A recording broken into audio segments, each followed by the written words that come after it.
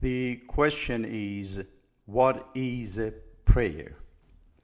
Prayer is a profoundly complex phenomenon, one that has inspired many books and articles exploring its many dimensions. Every thoughtful individual who has reflected deeply on prayer recognizes its complexity and many ways that it is expressed. There have been many definitions of prayer. Some thinkers say prayers are ways to God, or some others say prayer is the name we give to the experience of being in communication with God. In essence, prayer can be understood as an act of communication.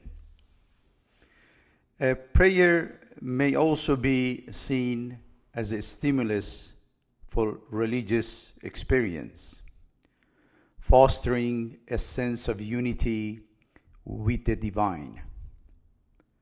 About the goal of prayer, it has been said that one goal of prayer may be to stimulate religious experience, to enter into a state where one encounters God or has a delicate feeling that conveys a sense of unity and completeness.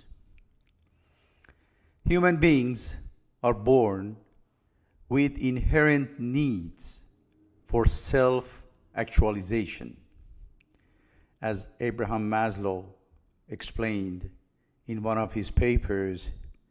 He wrote, I quote, "A theory of human motivation." He says that we must first fulfill certain basic needs before we can progress to higher levels of needs and desires. And among these is the need for connection, or as he writes, I quote, love and belonging.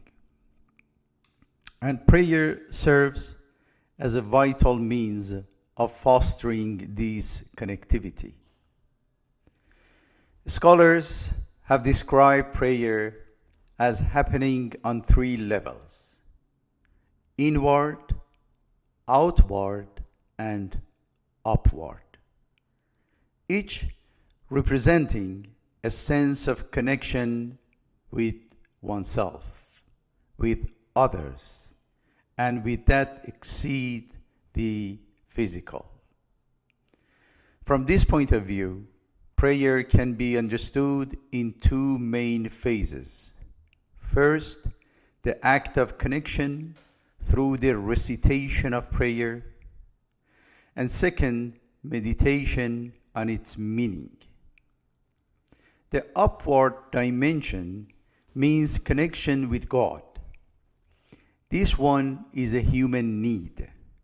Just as we cannot eliminate our hunger for food or thirst for water, we cannot remove or replace this longing for the divine.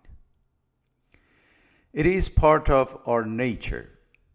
It is who we are. To deny it would be to deny a part of ourselves. So prayer becomes an essential step on the path toward self-actualization, toward becoming the most that one can be, as he says. So prayer may also be regarded as a form of spiritual self-care. Research shows that 96% of their sample of 50 individuals aged 65 and older reported using prayer to cope with life's difficulties. Now, in the Baha'i writings, there is a new definition of the old concept of prayer. We know that one of the significant aspects of intellectual and cultural progress in individuals and society is adopting a renewed perspective on words and concepts we are familiar with and is already part of our culture. Abdul Baha gives a new definition of the concept of worship that has not been seen throughout the history of religions.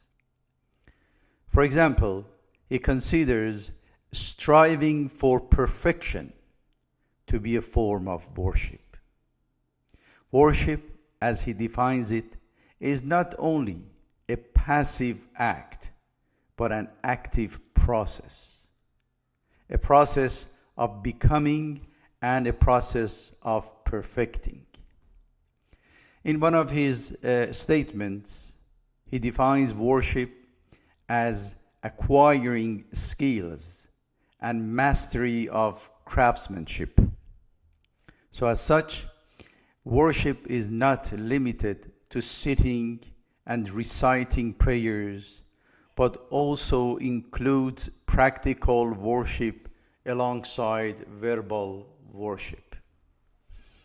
In a statement, he gives a deep and more innovative meaning for worship and the place of worship, describing it as service to humanity. He says, I quote, "I am in a state of worship most of the time." This perspective redefines the philosophy and purpose of life.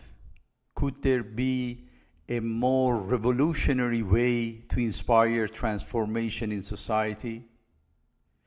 So the foundation of society could be fundamentally changed if we understand the depth of this teaching.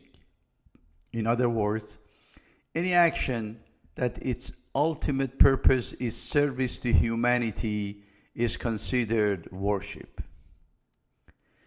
In the book Baha'u'llah and New Era by Dr. Eslemond, Dr. Eslemond writes that arts, I quote, arts, crafts, and professions are accounted as worship in this cause.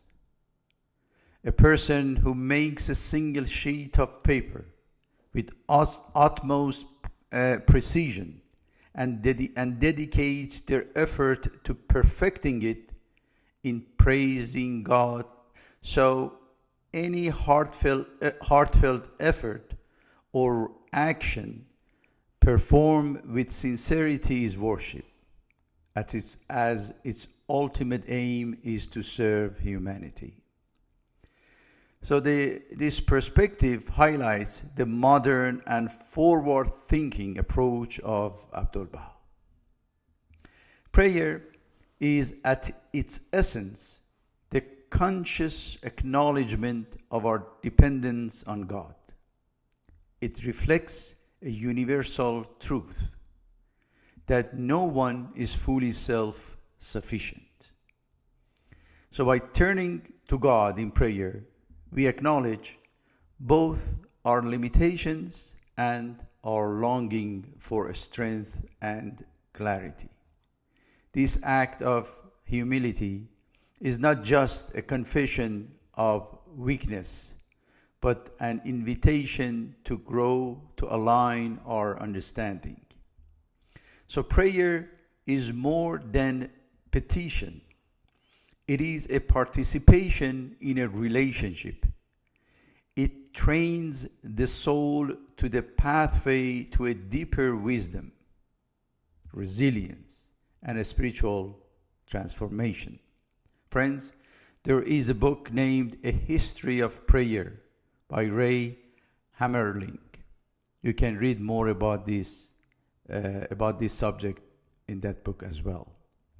Also, I should add that Abdul Baha describes prayer as a means for a specific purpose.